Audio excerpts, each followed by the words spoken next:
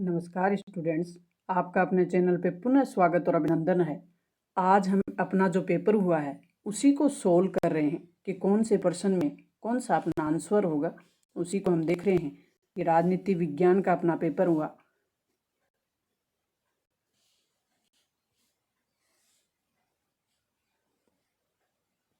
यह आपके लिए कुछ सामान्य निर्देश थे।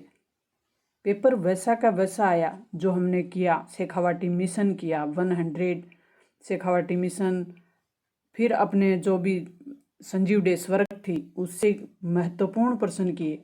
बीच बीच में आपको निबंधात्मक प्रश्नों का भी कुछ सॉल्व करवाए गए। तो अब हम प्रश्नों की ओर चलते हैं कि कौन से प्रश्न हमसे पूछे गए। प्रथम विश्व युद्ध का कालखंड क्या था? तो आपका ये प्रथम विश्व युद्ध का कालखंड था। किस सैन्य अभियान को प्रथम खाड़ी युद्ध के नाम से भी जाना जाता है? तो ऑपरेशन डेजर्ट स्टॉर्म। यूरोपीय मुद्रा का क्या नाम था? तो ये तो करके ही आए होंगे आप। दक्षिणी एशिया में सम्मिलित देश है, तो ये देश हैं भारत, जापान, मलेशिया, चीन। इसमें से कौन सा दक्षिणी एशिया में शामिल है? ये भी आपको आता ही होगा। Quota protocol 1997। क्वाटो प्रोटोकॉल हुआ था 1997 में। तो इसकी मुख्य विषय वस्तु क्या थी, ये पूछा गया है। तो ग्रीन हाउस गैसों का उत्सर्जन को कम करना इसकी मुख्य विषय वस्तु थी। विश्व का सबसे बड़ा तेल उत्पादक देश, ये भी आप करके ही आए होंगे। विश्व में निम्न में से कौन ट्रिस्ट विद डेस्टिनी से संबंधित है? तो ये जवाहरलाल नेहरू, भारत के प्रथम प्रधानमंत्री पंडित जवाहरलाल नेहरू ने भाषण दिया था। खुली प्रतिस्पर्धा और बाजार उन्मूलक अर्थव्यवस्था के जरिए प्रगति के पक्ष में जो विचारधारा है वो है दक्षिणपंथ। बांडुंग सम्मेलन कब हुआ? तो ये भी आप करके ही आए होंगे।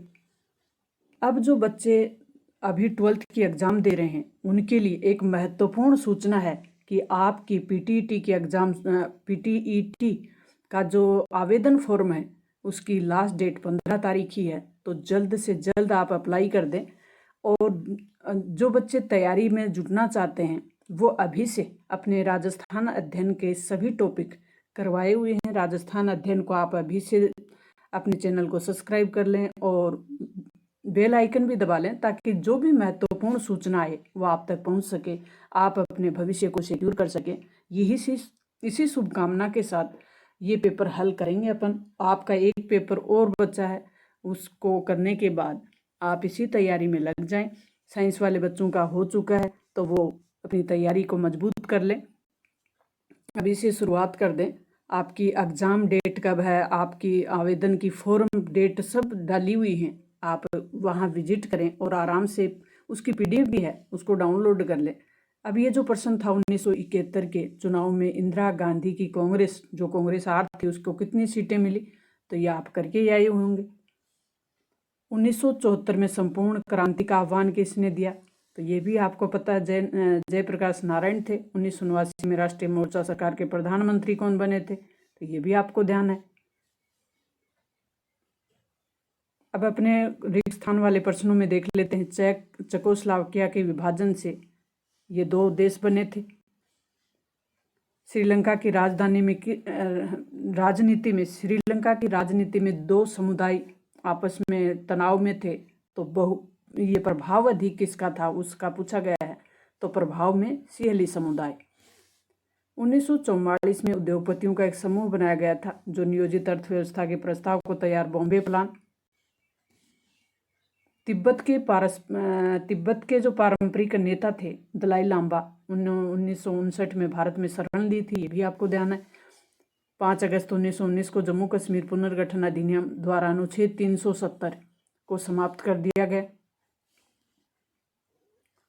2004 के लोकसभा चुनाव में कौन सा गठबंधन? यूपीए गठबंधन। इसको संयुक्त प्रगतिशील भी अगर आपने लिखा है तो भी सही है। यूनाइटेड प्रोग्रेसिव अलायंस, संयुक्त प्रगतिशील गठबंधन। नेक्स्ट अपने प्रश्न हैं अति लघुत्रात्मक प्रश्नों में। शीत युद्ध के दौरान छोटे राज्यों को महाशक्तियों द्वारा अपने गुटों में सम्मिलित करने का कोई एक कारण बताना था। तो सैनिक अड्डों की स्थापना करना भी आप लिख सकते हो। और भी इसके 4-5 कारण हैं, उनमें से कोई भी एक कारण लिखा तो सही है। अमेरिका का रक्षा विभाग, पेंटागन, आसियान संगठन के किन्हीं 4 देशों के नाम, इंडोनेशिया, मलेशिया, फिलीपींस और सिंगापुर। भारत की लुक ईस्ट नीति जो कि 1991-92 में शुरू की गई थी, 90 के बाद, पूर्व की ओर देखो, उसकी जगह 2014 में मोदी जी ने इस नीति का नाम बदल दिया, जो कि वर्तमान में भी देश के प्रधानमंत्री हैं, एक्ट ईस्ट नीति। और ये वो देश हैं जो ऊपर हमने बात की है, इन्हीं देशों के नाम लिखने थे, यानी उत्तर पूर्व स्टेटों से लगते हुए भारत के उत्तर पूर्व क्षेत्र से लगने वाले पड़ोसी देश हैं, वो सभी इसमें आ जाते।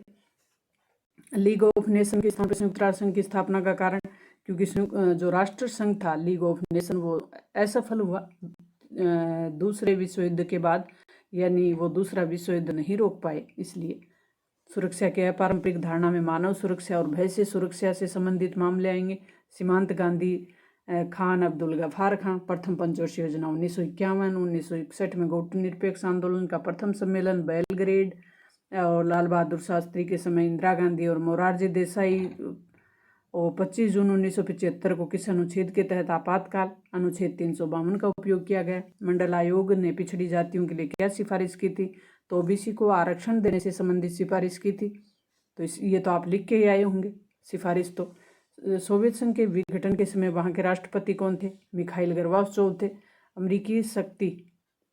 अमेरिकी जो शक्ति है वो स्वयं अमेरिका ही अवरोध है। शक्ति का संतुलन सिद्धांत अमेरिका में पाया जाता है, ये तो हमने पढ़ा था। इस कथन के आधार पर अमेरिकी शक्ति पर, यानी उसके प्रभुत्व को रोकने के लिए कुछ अवरोध भी हैं, तो वहाँ का संस्थागत ढांचा उसके अवरोध का कारण है। वहाँ यहाँ आपको 2 कारण लिखने थे। चीन की कृषि निजीकरण के क्या लाभ हुए, जैसा हमने पढ़ा था कि 1982 में चीन ने अपनी कृषि में निजीकरण को अपनाया, तो उसके बाद से जो लाभ हुए वो बताने थे। तो भारत और पाकिस्तान के मध्य विवाद का मुख्य कारण आतंकवाद को प्रोत्साहन देना है। इसके तो कोई 2 कारण, तो पाकिस्तान की जो धार्मिक नीति है, सीमा विवाद है, कई कारण हैं इसमें, आप लिख सकते थे। अप्रवासी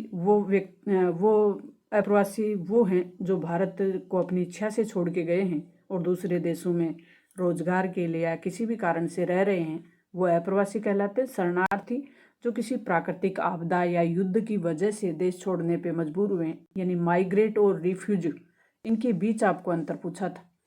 खनिज उद्योगों से पर्यावरण को होने वाले कोई दोष बताने थे, तो mention any of disadvantage caused of mineral industries, तो इसमें बड़े स्तर पे रासायनिक पदार्थों का उपयोग होता है खनिज उद्योगों में। तो रासायनिक पदार्थों से आपको पता है भूमि को भी नुकसान होता है, पर्यावरण को भी नुकसान होता है, जल को भी नुकसान होता है, वही लिखने थे आपको। स्वतंत्रता के समय ब्रिटिश इंडिया 2 भागों में भाग था, तो इसके संक्षेप में आपको बताना है कौन से 2 भागों में, एक तो ब्रिटिश भारत और एक रियासती भारत, यानी राजा रजवाड़ों का। आपके मतानुसार हरित क्रांति के कोई 2 प्रभाव कौन से हुए, तो हरित क्रांति से जो खाद्यान्न संकट था वो खत्म हुआ, और जो किसानों की आय थी वो बढ़ी, रासायनिक पदार्थों का उपयोग ज़्यादा हुआ। तो आप इनमें से कोई भी 2 प्रभाव, क्योंकि इसमें नकारात्मक और सकारात्मक तो पूछे नहीं, कोई भी 2 प्रभाव लिख दिए तो वो सही हो गए। स्वतंत्रता के बाद भारत और चीन के बीच मैत्री संबंध खराब होने के कारण कौन से थे, तो तिब्बत की समस्या थी, दलाई लामा का भारत आगमन, आना सीमा विवाद, ये सब कारण थे। तो आप लिख सकते थे, इसमें लिखा ही होगा, जरूर लिखा होगा, कई बच्चे बहुत अच्छा लिखते हैं।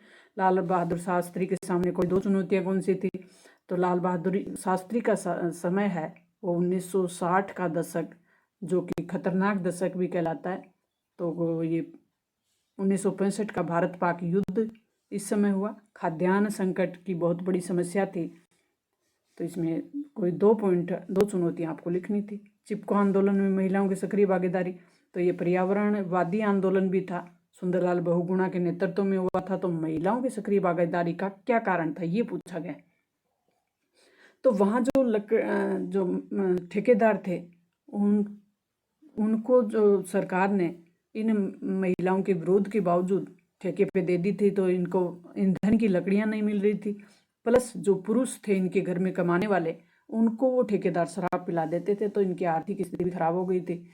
दलित पंथर सामाजिक असमानता के विरुद्ध आवाज़ उठा रहे थे और दलित महिलाओं पे जो अत्याचार हो रहे थे उसके लिए आवाज़ उठा रहे थे, प्लस दलितों के लिए आरक्षण की भी ये मांग कर रहे थे। वाम सेप दलित पंथर के स्थान पे ही बना एक संगठन था। कुछ पर्सन ऐसे हैं जो उन्हीं से कनेक्ट हैं। दलित पंथर का ही ये नेक्स्ट रूप है या ये उत्तराधिकारी संगठन कह सकते हैं वाम सेप को। तो 1978 में बना था ये।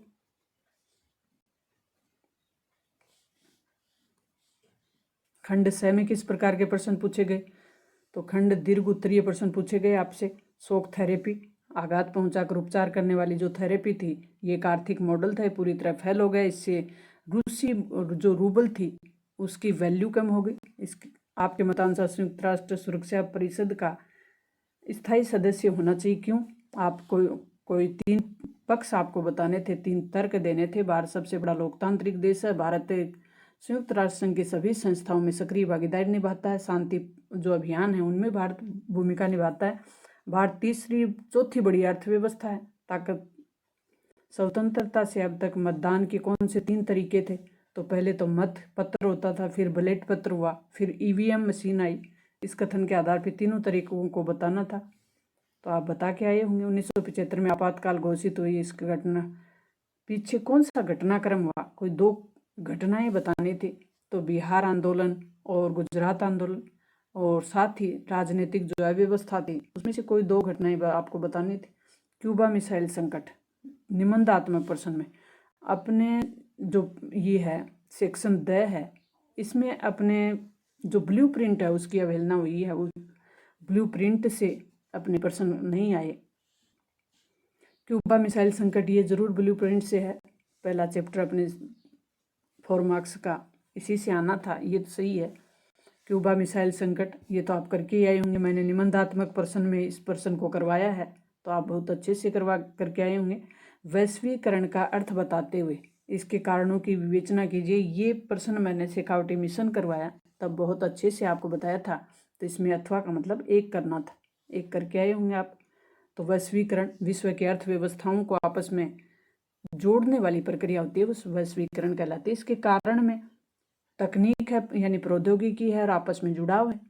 पॉइंट बना के स्टार लगा के आपको अंडरलाइन करके ये सब बताया हुआ है कि आपको कैसे कॉपी मैनेज करनी है, कैसे कॉपी को डेकोरेट करना है, कैसे एग्जामिनर को आपको ध्यान आकर्षित करना है। ये सब मैंने आपको बताया था ताकि आप अच्छे से प्रयास कर सकें और अच्छे से अच्छे मार्क्स ला सकें। लेकिन अब अगर कुछ बच्चे एक्टिव नहीं रहे तो पछताने से कोई फायदा नहीं है। कहते हैं ना, जब अपछताई होत क्या जब चिड़िया चुग गई खेत। कोई नहीं, आगे आप सचेत हो जाएं और बढ़ते रहें अपने जीवन में।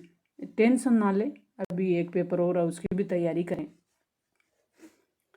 क्षेत्रीय आकांक्षाओं वाले पार्ट से आया है ये प्रश्न आपके। ये पंजाब आंदोलन, उत्तर पूर्व स्टेट के आंदोलन और दक्षिणी भारत के जो अपना द्रविड़ आंदोलन हुआ उसी का उदाहरण देते हुए इसके विविध उदाहरण का क्या सबक आप सीख सकते हैं ये बताना है। इन्हें